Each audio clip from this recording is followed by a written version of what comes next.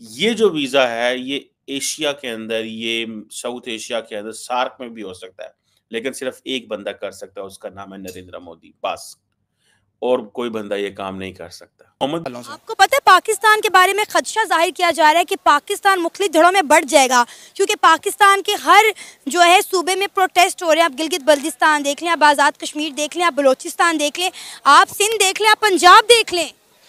ये चीज़ आप एक चीज़ नोटिस करेंगे, 1971 में हम देख रहे हैं कि बांग्लादेश गद्दार करार पाया, 1974 में हम देख रहे हैं बलोची गद्दार पाए, 2010 में हम देख रहे हैं कि जी खैबर पख्तूनख्वा वाले गद्दार पा गए हैं, फिर हम 2024 में आफ्टर 9 मई हम देख रहे हैं कि जी पंजाबी भी गद्दार पा गए हैं।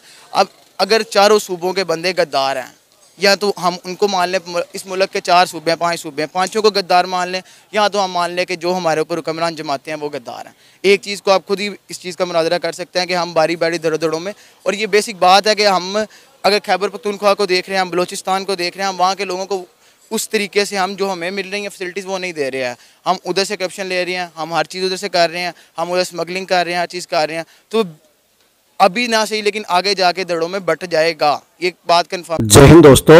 आर्थिक रूप से लगभग कंगाल हो चुके पाकिस्तान में एक आस उम्मीद बची थी मोहम्मद बिन सलमान के आने की और उनसे कुछ मिलने की। ऐसे में सऊदी के प्रिंस मोहम्मद बिन सलमान ने अपना रूट बदलकर जापान की तरफ कर लिया और आना था पाकिस्तान, पहुंच गए जापान। इसी को लेकर पाकिस्तान में हाहाकार मच गया। वहां की जनता जहां आज आटा रोटी जैसी मूलभूत सुविधाओं के लिए तरस रही है, वहीं पाकिस्तान के हालात ऐसे हो चुके हैं कि उसकी अर्थव्यवस्था अफगानिस्तान से लेकर श्रीलंका से भी नीचे जा चुकी है। उसके पास खरीदने के लिए ना डॉलर है ना पैसा है। उसके पैसे की वैल्यू दिन पर दिन गिरती जा रही है। वहीं जनता आटा रोटी के लिए संघर्ष करने को मजबूर है।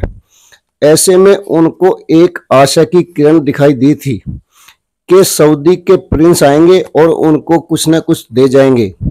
लेकिन कहते हैं देने वाला भी एक दिन थक जाता है। यही हालात सऊदी अरब से लेकर सारी दुनिया के हैं। इस मुल्क ने कोई देश ऐसा नहीं छोड़ा जिससे इसने नहीं मांगा हो, और इसको देने वाले अभी थक कर कहीं और चले गए हैं। इसकी आवाम के हालात ऐसे हैं कि एक वक्त की रोटी तक नसीब होनी मुश्किल हो रही है। अगर सुबह की रोटी मिलती है तो शाम की कोई उम्मीद नहीं है। ऐसे में इसी समय इसके एक सूबे जो इसने जबरदस्ती कब्जाया हुआ है, पीओके में भारी बवाल हो गया और बगावत की हद तक जनता सड़कों पर उतर गई। इसी का बहाना बनाकर सऊदी के प्रिंस मोहम्मद बिन सलमान ने अपना रूट बदल लिया और जापान चले गए। इसको लेकर पाकिस्तान में बड़े बड़े होर्डिंग लगाए गए थे कि सऊदी के प्रिंस आएंगे और पाकिस्तान की सारी समस्याएं हल हो जाएगी। लेकिन उसके जाने के बाद पाकिस्तान में जिस तरह हाहाकार मचा है उसको देखते ही बनता है। वहीं पीओके बलूचिस्तान गिलगित बाल्तिस्तान में विद्रोह की चिंगारी दिन पर दिन तेज होती जा रही है। इसी को लेकर जब वहां की मीडिया जनता से सवाल करती है तो जनता भी साफ कहती है कि पाकिस्तान में वो दिन दूर नहीं जब पाकिस्तान 4 टुकड़ों में बंट जाएगा और मोहम्मद बिन सलमान जैसे लोग पाकिस्तान की कोई मदद नहीं कर पाएंगे। पाक मीडिया का तो यहाँ तक कहना था कि अगर इस खित्ते को बचाना है, इस क्षेत्र को बचाना है, तो सिर्फ एक ही शख्स है, वो है भारत के प्रधानमंत्री पीएम मोदी, जो इस सारे खित्ते को बचा सकते हैं। नेपाल, भूटान, बांग्लादेश, अफगानिस्तान, म्यांमार और पाकिस्तान, अगर इनको काम चलना है या ये बच जाए तो इसको सिर्फ एक ही शख्स कर सकता है, वो है पीएम मोदी। इसी को लेकर पाकिस्तान में जोरों पे चर्चा जोरों पे है। वहीं पाकिस्तान के देने वालों ने मुंह मोड़ने के बाद ये संभावनाएं बढ़ गई है कि उसकी जनता और परेशानी में आने वाली है, और यहीं से किसी देश में जब विद्रोह की स्थिति पहुंच जाती है और उसकी जनता रोटी के लिए तरसती है, तो ऐसे समय में ही किसी देश के टूटने की सबसे ज्यादा संभावना होती है। भले ही उसके लिए पाकिस्तान हमेशा भारत को जिम्मेदार ठहराता रहा हो, लेकिन ये सच्चाई है कि आज उसकी जनता छोटी छोटी मूलभूत सुविधाओं के लिए तरस रही है और बगावत पर उतारू हो चुकी है। अब देखना यह है कि यह कितने दिन चलता है। दरअसल पाक के हुक्मरान आज भी अपनी नीतियां बदलने को तैयार नहीं दिखते।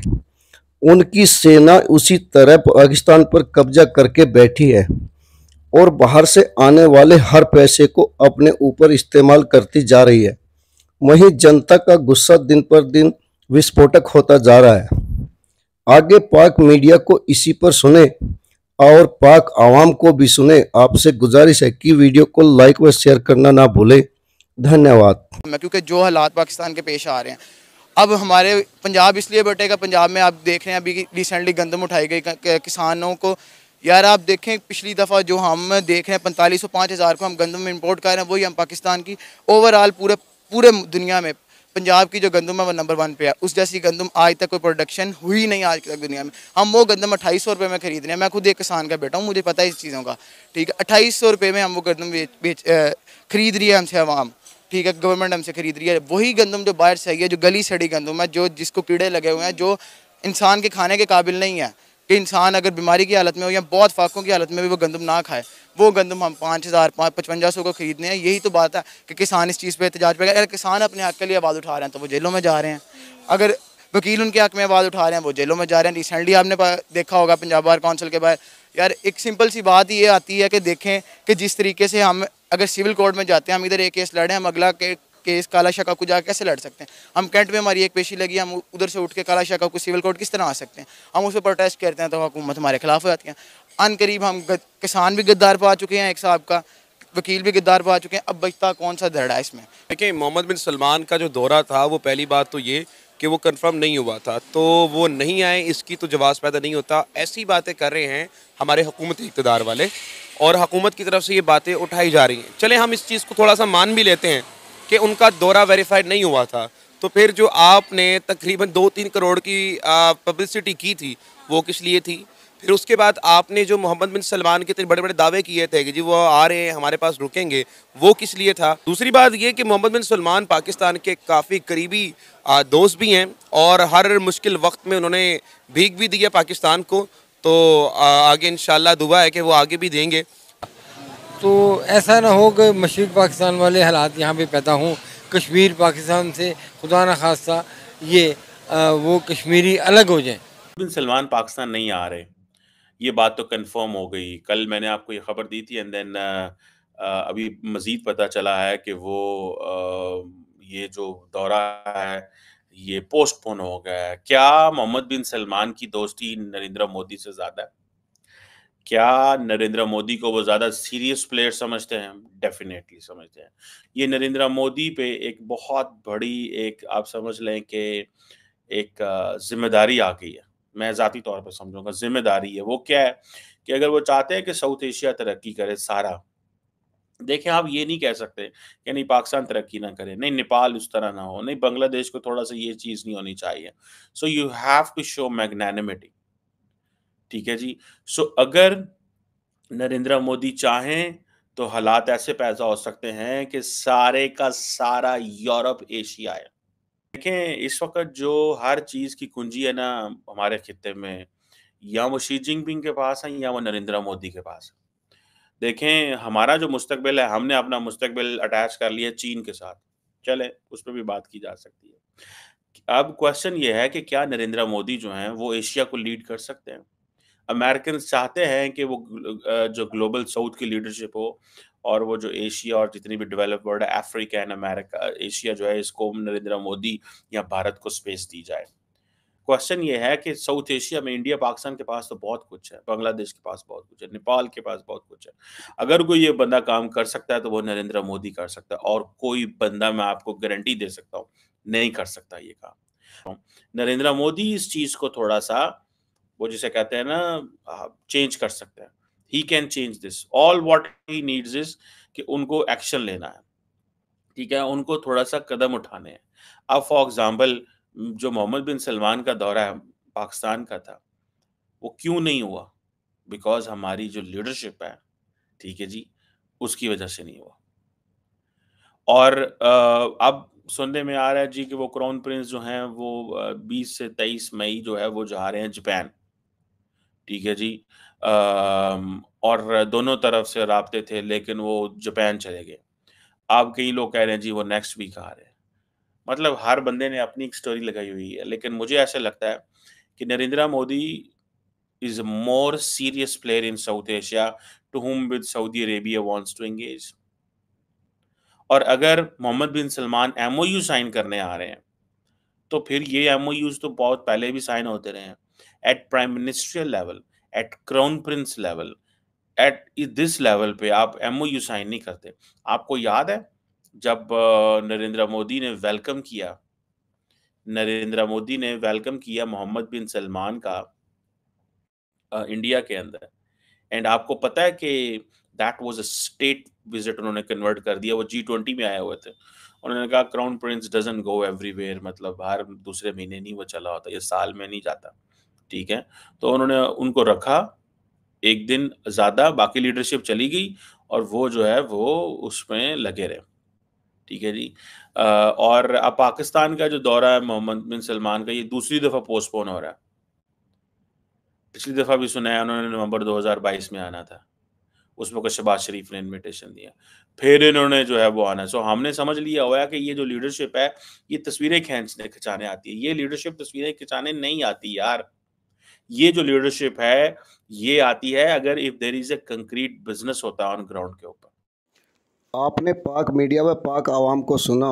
दरअसल जब आवाम को लगने लग जाए कि उसके देश के हुक्मरान उनके साथ वफादार नहीं है और वो उनके लिए काम करना नहीं चाहते, तो कहीं ना कहीं देश के सामने बड़ी समस्याएं खड़ी हो जाती है। ऐसा ही हाल कुछ पाकिस्तान का है। पाकिस्तान के हुक्मरान अपनी गलत नीतियों के कारण, अपनी अय्याशियों के कारण आज आवाम को कुछ भी दे पाने में सक्षम नहीं है। दरअसल पाकिस्तान जिस बुनियाद पर बना है उस पर कोई भी देश खड़े नहीं रह सकते। इसके बनने के पीछे किसी किस्म का कोई ख़ास मकसद नहीं रहा।